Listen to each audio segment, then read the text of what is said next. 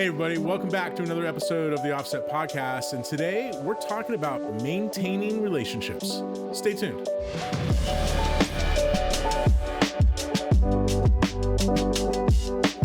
This podcast is sponsored by Flanders Scientific, leaders in color-accurate display solutions for professional video. Whether you're a colorist, an editor, a DIT, or a broadcast engineer, Flanders Scientific has a professional display solution to meet your needs. Learn more at flandersscientific.com. All right, everybody, welcome back to another show, another episode of the Offset Podcast. I'm one of your hosts, Robbie Carmen. With me, as always, is my partner, Joey Deanna. Joey, how you doing, buddy? Good. Hey, everyone. Joey, today I had it in mind to talk a little bit about relationships. Now, that seems like, on the surface of it, that seems like, like a Dr. Phil segment or something, right? Let's talk about your relationships. But it dawned on me in the past couple of weeks as I've seen a couple different scenarios, all sort of different but slightly related, of relationships going really well, strains on personal relationships and business relationships.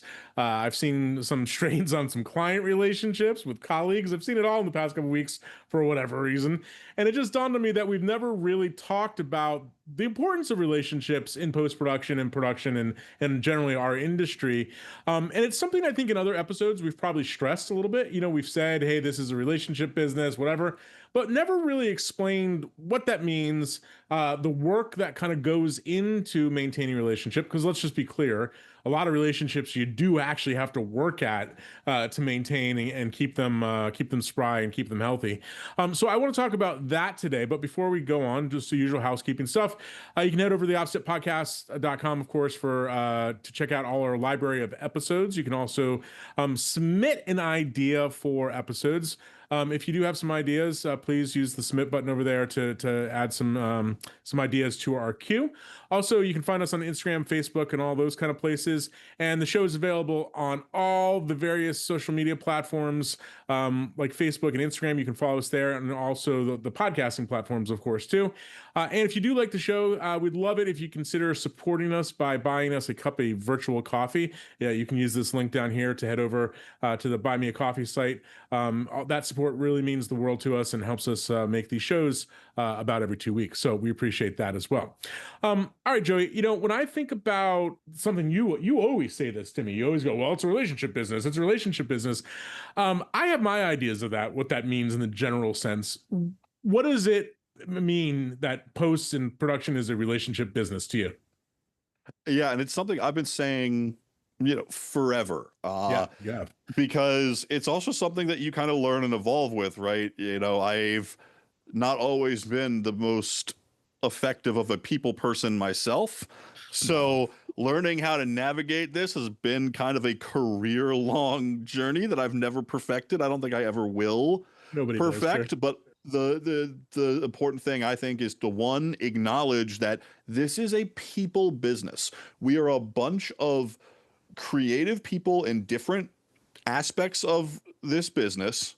Creative people usually are opinionated, sometimes hard-headed, sometimes a little eccentric, and you mix all of those infinite different personalities together with the needs, the real world needs and stressors of, we have to make a product and we have to do it together and we have to collaborate. That's a recipe for either a really good success or an absolute disaster, depending on how everybody navigates it. So it is, yes, it's important to be talented at your craft. Yes, it's important to be, knowledgeable. And all of those things amount to a large percentage of what you need to be successful in this business. But interacting with your fellow creatives and your clients and your, producers, audio mixers, editors, colorists, everybody involved in post-production is going to come at it from a little bit of a different angle, and there will be conflicts, and how you navigate that is so important to the long-term success of your career. that I think it's really worth kind of diving into our thoughts on that. Not to say that we're not perfect at this Yeah, either. So this of is not course. gospel, but some of No, this of stuff course. is I for us. no, of course. And I mean, and to be clear to everybody, the reason I this was the top of my mind when I thought about doing this as an episode is just because um unfortunately I've been in some trying times with a couple of relationships, and it's just got me thinking a lot about that. But to riff on a little bit about what you said too is that, I always think about our business as unfortunately, and most of the time unnecessarily, a very stressful, high stakes kind of thing, right? Whether that's actually true or not, we've gone on and on and on about, this is not brain surgery, nobody's going to die if it shows, a day late or whatever. But the general prevailing attitudes a lot of times is that it's a high stress, high intensity environment. And then you couple that in with a lot of kind of A-type personalities in the business, people who I don't know, for lack of a better term, have some level of hubris about them, right? I mean, that's kind of like, it's hard because, we do things that are technical, we do things that are artistic. And I think on the technical side, it's much easier to be right or wrong about the technical, right? Like, did you make a ProRes file or did you make an H.264, right? Like, that's really easy, right? But when you start talking about people's creative input, their style, the things that they did that look or sound or feel good to them, and then you deliver that in a way to somebody that might not be clear to them, might have a little, an edge of attitude to her, like, people get defensive in our industry really quick. That is, I think, a large source of some of the relationship failures and problems in our industry is people take things really too seriously or really too personal. And I also think there's a certain subset of people in our industry that think that relationships are all about, to a sort of a certain degree, about like dominance in places, right? So like there's a lot of, I mean, air quotes here, bosses out there who feel like they get the best out of people by yelling and screaming at them, right? And there's a lot of, artists out there who think that like, their work is perfect and how could you possibly critique it, right? So there's this whole range of different attitudes, and I think we have to navigate it a lot in what we do and what our audience does. But I want to start out the show by also just saying that what you kind of echoed what you said. No one's perfect at this. There's not a single person in the world that is good at all aspects of relationship maintenance. But I want to continue on the rest of this conversation with the attitude of I do strongly believe in the concept of the golden rule, right? That I really do believe the way that you should be treating others the way that you want to be treated yourself, right? So if you do find yourself BSing people, yelling at them, whatever, like expect that to come back to a certain degree, right? So I think that we try to, to varying degrees of success, try to operate with the idea of, okay, I'm going to give somebody a break if they were mean to me, right, or difficult with me. I'm gonna give them the benefit of the doubt. Maybe they had an issue with their spouse that morning or something like that. But that's the general attitude. I think if you go into a relationship always trying to think that the person has it out for you, that they're, in the case of feedback, for example, it's all about you and a personal attack. Like, you're going to find problems in relationships way easier than that way than going into it with, no, this is all good. I'm cool. Like, I'm getting to know you kind of thing, Yeah, and I want to expound on that a little bit. Obviously, yeah, great. Golden rule, treat people how you'd like to be treated. But also, just to add on to that, kind of my part two of the golden rule, specifically for business in general, is to never, as much as you can, try not to assume that something is coming from a point of malice or adversary, even if it kind of feels or sounds like it. If someone comes at you with a little bit of an attitude, like you said, maybe they got something else going on that day, and this is not the time to really be doing it, but they need to. Yeah, Or maybe somebody messes something up and you immediately assume, oh, that's because they're a moron. And there's could be a million other things that went into what they messed up or what you're even I misinterpreting agree. as them Yeah. messing up. So like I always try to assume the best of every interaction until I'm like sometimes to a fault proven wrong, right? Sometimes I'm like, no, no, no, no, no. They're just, picky. They're just trying to do this. They're just trying to do that. And then we get like weeks down the road and it's like, no, really, they were Yeah. just kind You of know, a nightmare. you know what I often think about too as a exacerbating factor for these relationships in our business is that we are often thrown into small dark rooms with somebody for intense short amount of periods of time, right? So there's a certain aspect of that of like, hey, we go into that room and now we're best friends for a week while we're working on this project, right? When the reality is you might still be getting to know that person, still be Yeah. getting to understand their idiosyncrasies, what rubs them the wrong way, all that kind of stuff, right? So like I tend to also think about maintaining relationships in stages, right? Okay, like listen, I just met this person. This is one set of behavior, right? Or one way, one way of acting with them. All right, I've worked a couple projects with them. Now we maybe developed a shorthand. Now we can maybe joke around about stuff, whatever. And then the other opposite end of that is somebody I've worked with for years with and done dozens of projects, and they trust me and I trust them and that kind of stuff. So I think one of the challenges is that in our industry is navigating those stages of the relationship, but also understanding that like you don't want to assume and do too much right off the bat. You have to kind of learn the relationship first because it's like if you start asking really kind of prying personal questions in the first 5 minutes you meet somebody, well, that's going to get people the creeps, right? So we kind of have to navigate that as well. So I was Yeah. thinking about this. Besides the big picture stuff that we just talked about, I was kind of thinking about this in kind of a couple different buckets, if you will, and I want kind of we can go through each one and kind of break them down. And I was thinking of them as okay, relationships with clients, relationships with vendors, and relationships with colleagues, people that other artists, people that you work with. So why don't we start out with the idea of with clients, right? Because they're the peoples that matter the most, arguably, to our industry Yep. and to our work, right? Without clients, we wouldn't have a job to do the things we do.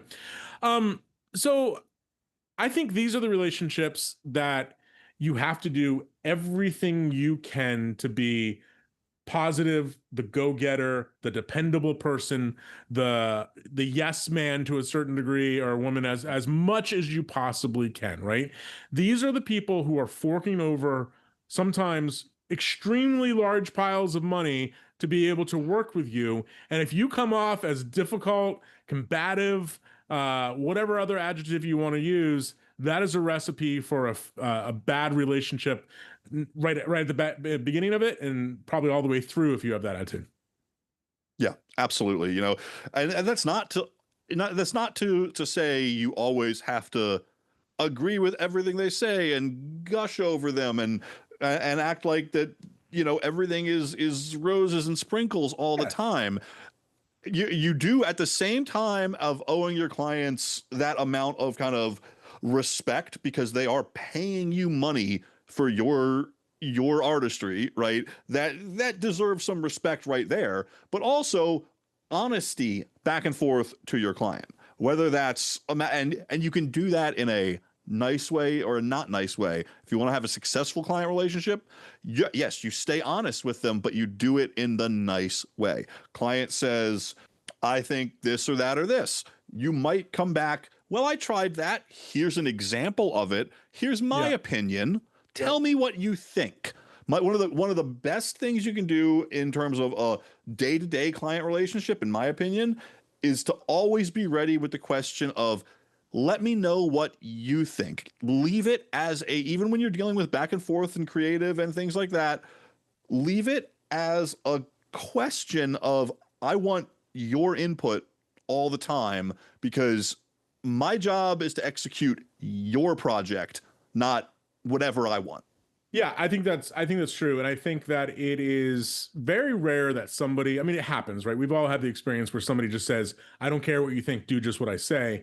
I think Yep. most of the time when people come to work with, a colorist, a mixer, motion graphic designer, whatever, they're looking for that feedback, for that opinion. I mean, after all, that's why they hired you, is to add something to the project. But like you kind of alluded to, I think in the way that I call this the art of telling somebody they're wrong while also telling them they're right, right? Is it's just sort of like, you have to be in a way, it's like, I mean, it's kind of like as blunt as the difference between like that's a terrible idea, I'm not going to do that, versus I'm not sure how that's going to work, but let's try it or whatever, right? Like there's you see those like there's degrees to telling somebody that they're probably wrong, Or but even like better, hey, this is what it looks like. This is what I think. What do you think? Now, granted, yeah. that's not always the option that you have, No, because you can't grade an hour-long film 15 different ways. yes, yeah. So I mean, I think that's part of it. I think the other thing I think with clients and this general rule of thumb in this relationship is that I think investment is a really, and we talked about this on other episodes. Yeah. I've seen plenty of really, really good colorists struggle, colorists and other artists struggle with relationships, not because they didn't do what the client wanted, not because they didn't do a really good job and create or make something that was really awesome, but they struggled because they were just really nonchalant about being a collaborator with the project.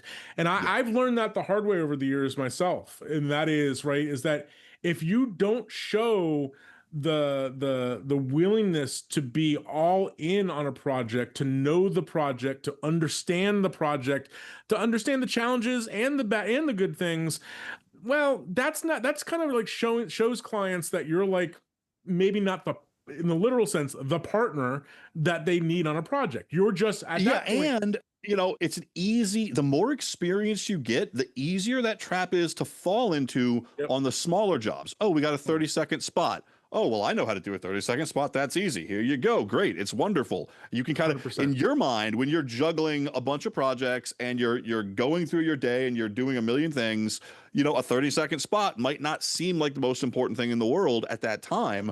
And you don't want to express it like that, because to Yeah. them, they're the ones paying money. It is important.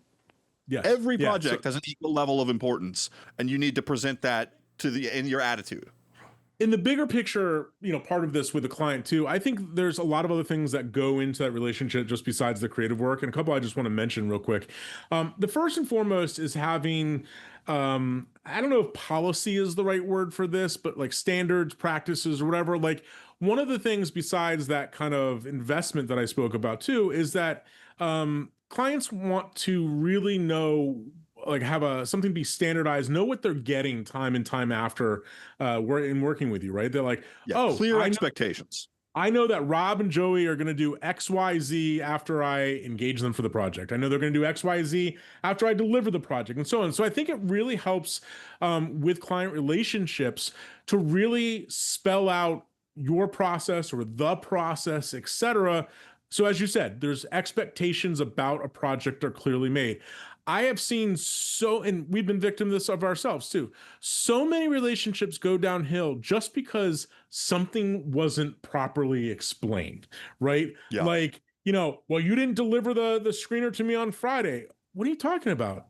Well, I thought I was getting a screener on Friday. Well, actually, I thought I said on Monday. Where did you say that? Like that. Those kind of stupid things, right, lead to distrust. They lead to fractures in relationships. So I do think it's important, no matter how you do it, just to kind of codify and really go out of your way to explain process and sort of. And this can start from, hey, the first thing that we do is before we can give you a bid is we need this list of equipment that you shot on, we need references, and we need a screener. That's the first thing we're not even gonna tell you a price until you tell us. Like that could be one. It could be, okay, after we do that, now we get you a proposal for the project. Whatever steps that you deem necessary, I think explaining those to a client and then sticking to them with every client on every project is essential for consistency, so people know what they're getting. Yeah, and that leads into something I think is really important, which is you want to always kind of being under promising and over delivering. You Yeah. don't want to promise something grandiose that you don't actually have the ability to execute, or because of the challenges of the project, execution would not be possible, right? We can't always do miracles, and this again is where that honesty with the client is important, because if that client, if you've pushed yourself up and puffed yourself up to where the client thinks that you can do absolute miracles with something that miracles are not possible for, they're just going to be disappointed. And you know what? It's actually funny that you said that, and that just rang a bell in my head too. I was talking to a colleague friend of mine the other day about how She felt like she kept getting stuck because she was bidding. She does a lot of short form, and she was bidding projects, and she always felt she was doing more work at the end of the day than she bid on, right? And I'm Yeah. like, well, how's it going with that client? She's like, well, actually, like we're not really working together all that much anymore. And I was like, huh.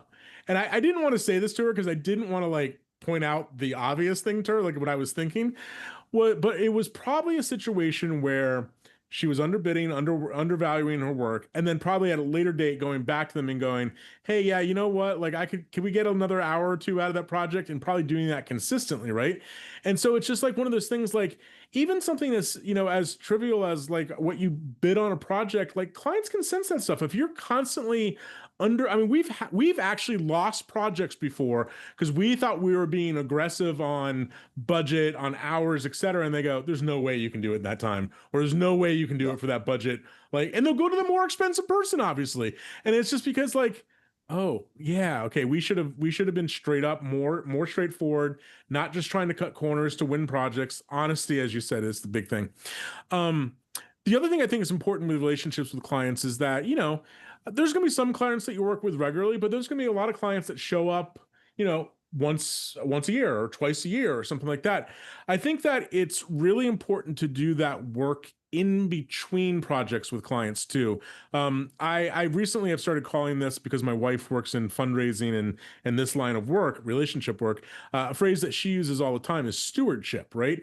And I really like that idea because it can be something as simple as an email. Hey, how are you doing? What's new with you guys? Anything cool? Any projects in that? Like, like you'd be surprised how much work you can earn by just like checking in with people. Rob, Yeah. thanks for checking in. I meant to get in touch with you in a couple of weeks, but now that I have you, let's talk about this upcoming project, that kind of stuff, right?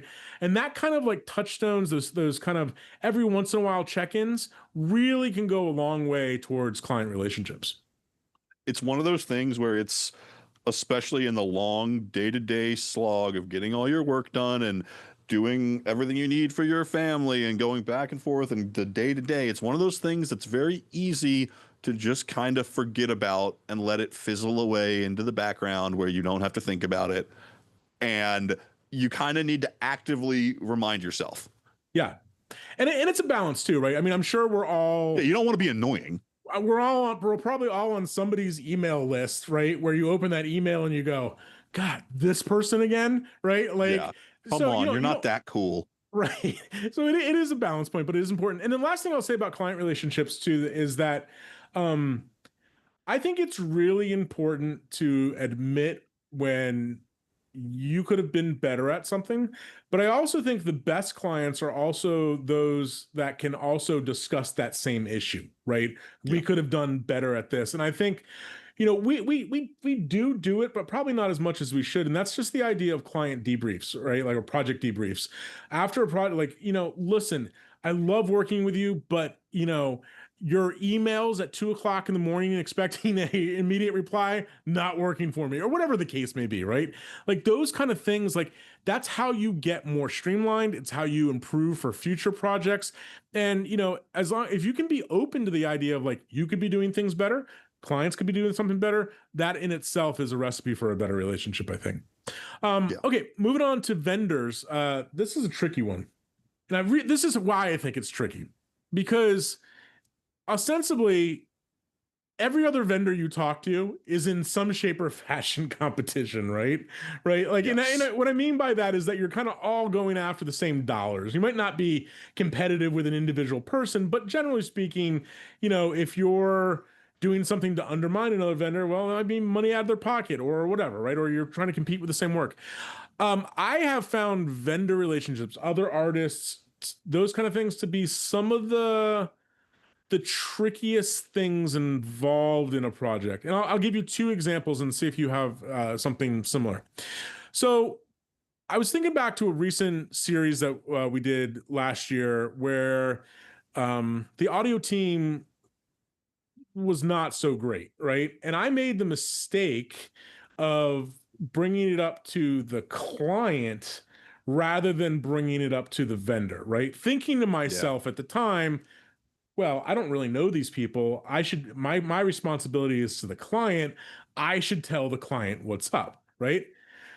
Unfortunately, the client went right to that audio vendor and gave them a mouthful of like, why are you doing this? Why are you doing that? Like, you're slowing down the pro. And so what happened, of course, those folks were super pissed off at Rob. Like, they were really angry with me because rightly so, they felt like I threw them under the bus, called them out in front of the client, etc. When I was like, you know what?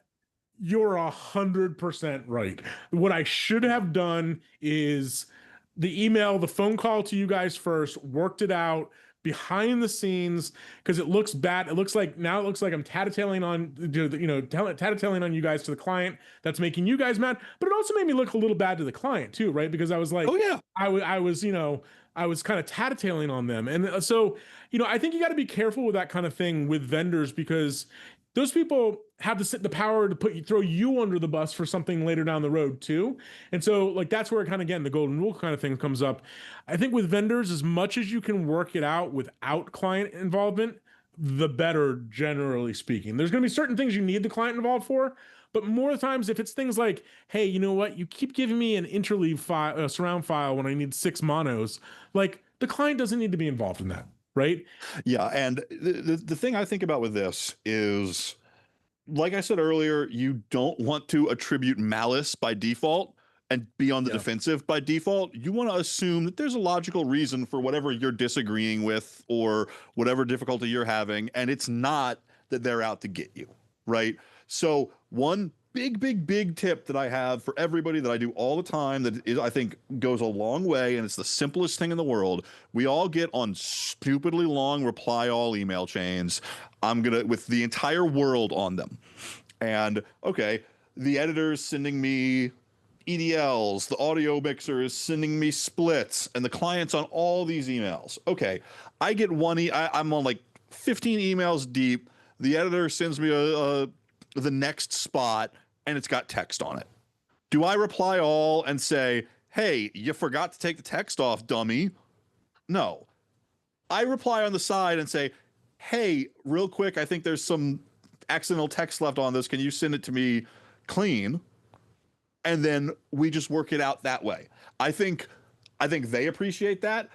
I've been on the receiving end of that same kind of move where I've messed up a render and somebody will send it back to me and be like, hey, can you double check that render? Yes. Thank you for not putting everybody and their mother on that email, because now I only look like an idiot temporarily to you.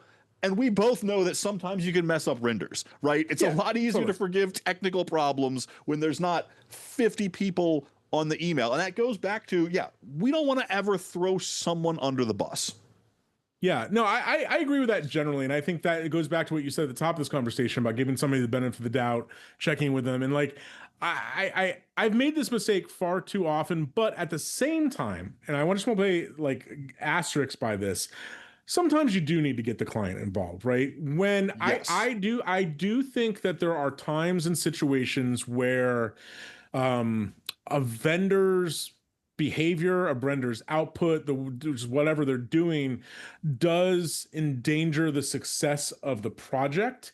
And that is this instance where it goes back to how we were talking about how we treat clients in the suite, right? Like there's a big difference between going, oh, XYZ company is really screwing up the project, you should fire them. You shouldn't work with it anymore. And versus, hey, have you checked in recently with, the audio guys? I'm not quite getting what I need. They've been hard to reach. Whatever, like, whatever description you want to put on it. Maybe you could reach out to them and see what's up, right? That's a big difference, but it still shows the client, okay, you're not getting what you need. You care obviously about the success of this project, but it also shows them like you're not going to throw that person under the bus. Them as the sort of the cruise director, they're the ones who should have the stern words with that vendor, right? And there's just we have to judge, and we have to walk a pretty fine line as colorists and finishers, because we're the clearinghouse for all the other vendors, right? Totally. Everything gets to our desk eventually. So we interact with the whole spider web.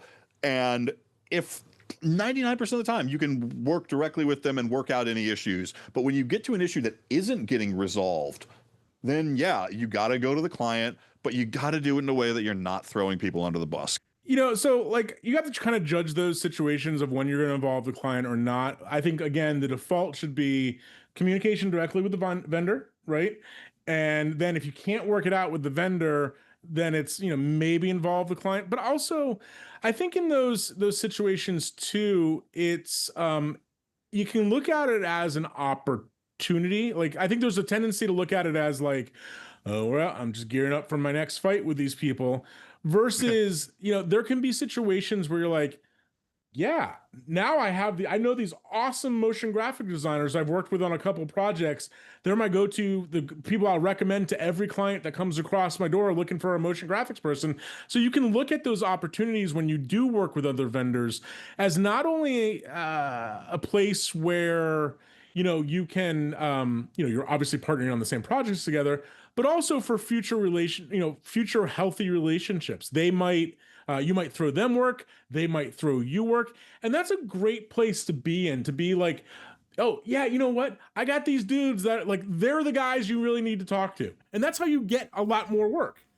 That's a great point that we haven't really even talked about yet, is always recommend your go-tos, right? The more you can recommend, because like I said, we touch everything rolls down the hill to us before we do a final output. So we deal with everybody. We know who's talented, we know who's really good at what styles or what genres, whatever.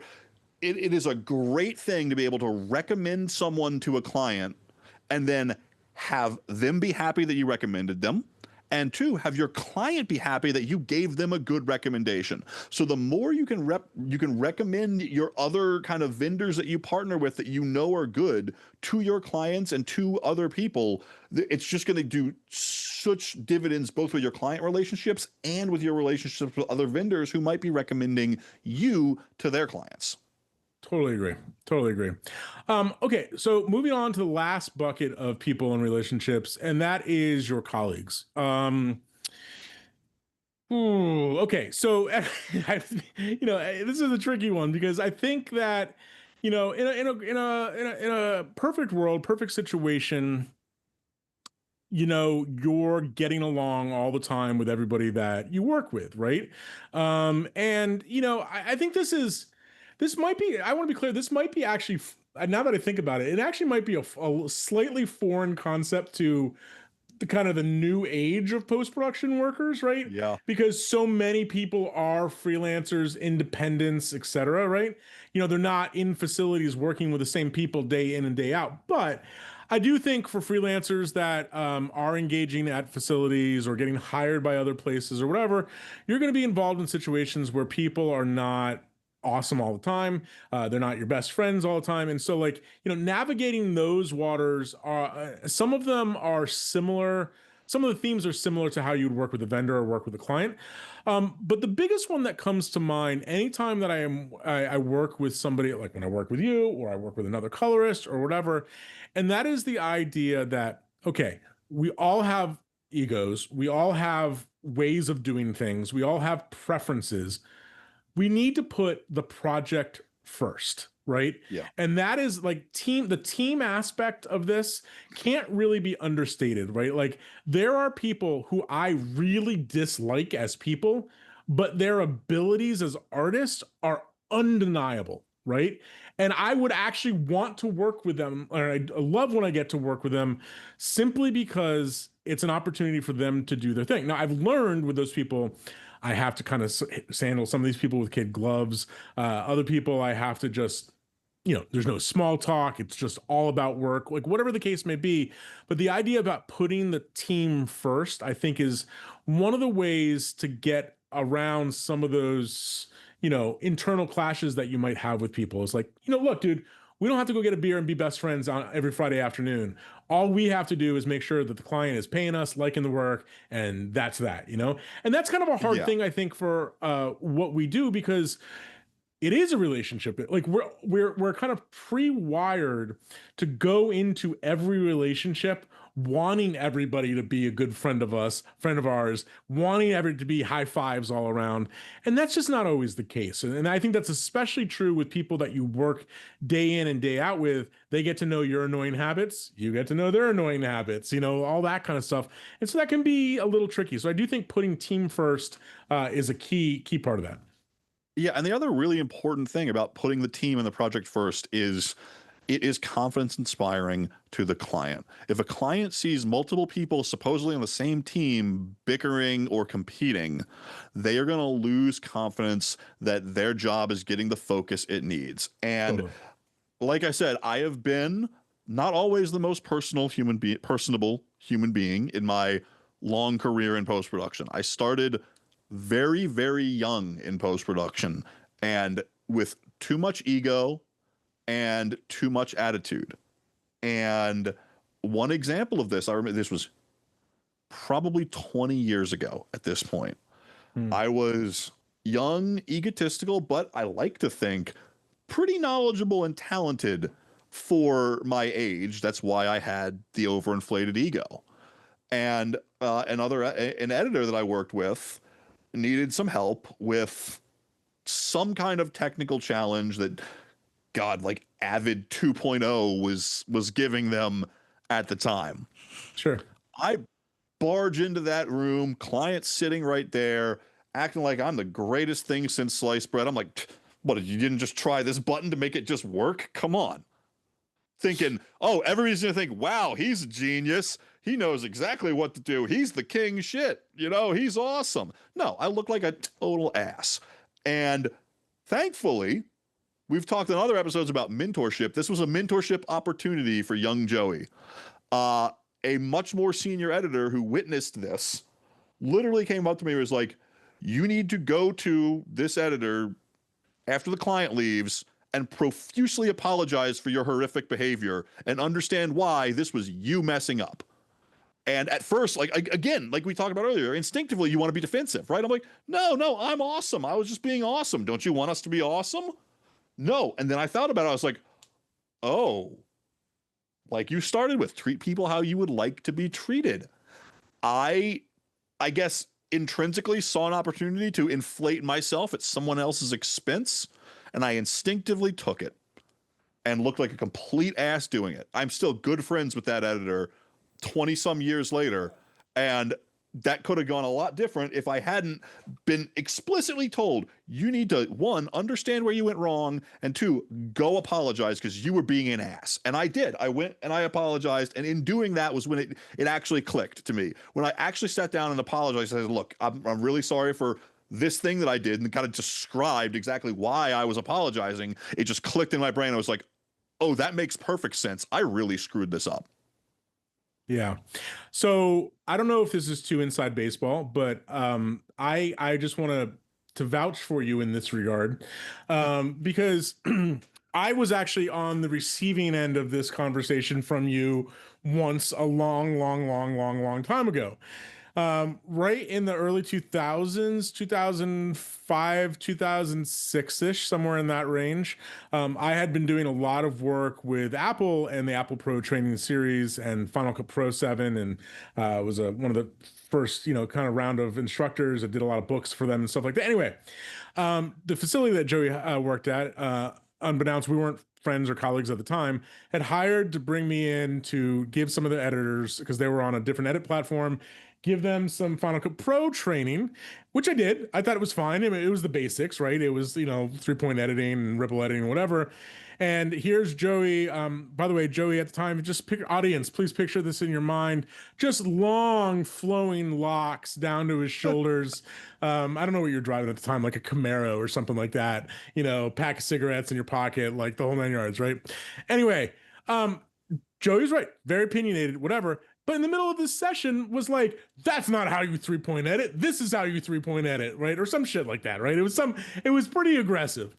But I will say he did come up to me later and go, hey, I might have been a little too aggressive there. I'm sorry. I just really opinionated when it comes to the correct way to edit something, right? And also, we all know what I think about Final Cuts. So well, that's true too. I started with an attitude. My point here, and this is kind of to make it come all the way full circle with all three of these buckets. Is that last point, I think, is one of the hardest life lessons, but also one of the hardest lessons to learn in our industry too. And that is when you screw up, when you are a proverbial a-hole about something or to someone, you need to learn how to make that situation right. And oftentimes that is falling on your own sword. 100% of the time, falling on your own sword with clients. I mean, like that's just kind of a default status. With vendors, with colleagues, maybe not all the time falling on your sword, but still being able to say, I'm sorry. And here's the important thing, too. Even if it is not necessarily something that you feel passionately sorry or apologetic about, right? Like, so you'd be surprised how sometimes just saying that can save a relationship too, right? Yeah, and just showing that, like, hey, look, I might not agree with this approach, or I might not agree with how this went down, but I saw you were uncomfortable.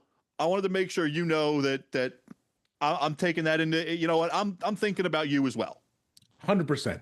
And I think, I think that goes a long way. And I think that's a sign of maturity too, when somebody can come back and go, hey, listen, I was thinking about this last night and I realized in hindsight that I was just way more on your ass than I needed it to be about that. And I was way too difficult and you just didn't deserve that. And I kind of blew up on you at that point in time. I'm sorry about that. Right. And And it's funny because like I said, the very first thing, this is a continuing career-long evolution of an actual, skill, right? yes. This relationship building and maintaining is a skill that you can hone. I like to think I've gotten pretty decent at it because I've got 25 years of completely screwing it up over and over. I've got the experience of kind of like I've put my foot in my mouth way more times. God, an old boss of mine used to always call it stepping on a rake. I've stepped on a rake more times than I should have. Yeah. It is a career long journey.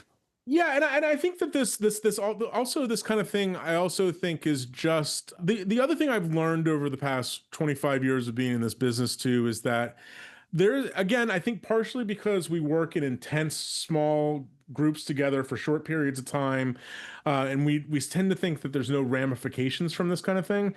But like I do think that how you talk about others also goes a long way to how people perceive you in a lot of ways and how they want that relationship, right? So if you're the kind of person that's always, kind of under your breath muttering about somebody else or whatever, like that's probably not going to help you in the long run build good, solid relationships because everybody's wondering, oh, when I leave the room, does he just talk crap about me? Like that kind of thing, Yeah. right?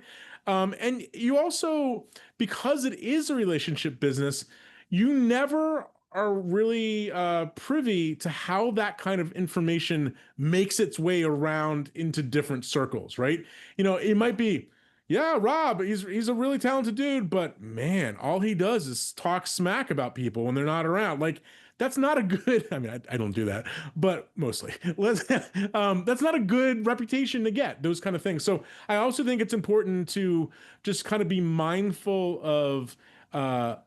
Others, even if they're not there, how you talk about them, treat them, and my mom used to tell me something often when I was a kid. She just, she would basically say, something of imagine what other people say about you. And now imagine like, you can imagine it in two different ways. Imagine that they're saying nice things about you. Why? Because they have a reason to say nice things about you. Then she flip to say, maybe imagine those same people not saying not nice things about you. Why do they do that? Because they have a reason not to say nice things about you. And so I always think about my mom on my shoulder in that regard because I'm just sort of like, is this a situation I'm going to put myself in where later on people are not going to be saying nice things about me? If that's the case, then it shouldn't be said, right? I'll just keep Yeah. that to myself. Again, this is a much later in life revelation for me. I have a general policy of I only talk about people if I'm going to be saying something nice.